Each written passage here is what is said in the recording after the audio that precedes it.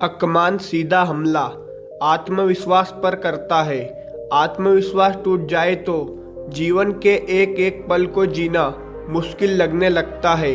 तो सवाल यह उठता है कि हम क्या करें कि जीवन में अपमान को जगह ही ना दे। कहते हैं वेद पुराणों से अच्छी शिक्षा और कहीं नहीं मिल सकती।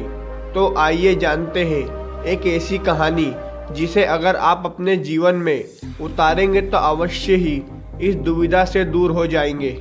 शाम का समय था। महात्मा बुद्ध एक शिला पर ध्यान की मुद्रा में बैठे हुए थे। वह डूबते सूर्य को देख रहे थे। तभी उस समय उनका शिष्य वहां आया और गुस्से में बोला, गुरुजी, रामजी नामक जमींदार ने मेरा अपमान किया है।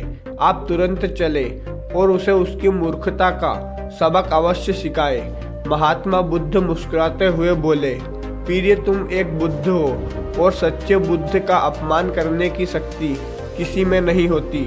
रामजी ने जो भी तुम्हें कहा उस प्रसंग को भूलने की कोशिश करो।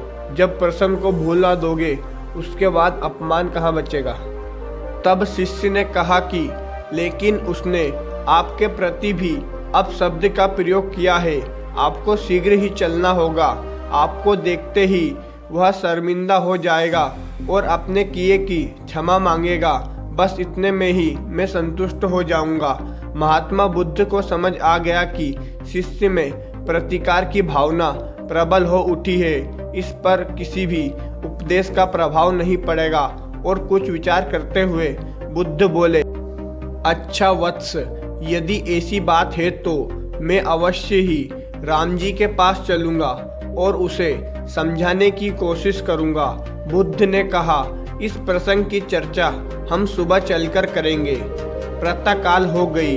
शिष्य अपने काम में लीन हो गया और महात्मा बुद्ध अपनी साधना में। दूसरे दिन जब दोपहर होने पर आई तो शिष्य ने बुद्ध से कुछ नहीं कहा। तो बुद्ध ने स्वयं ही शिष्य से पूछ लिया कि आज राम जी के पास चलना है ना।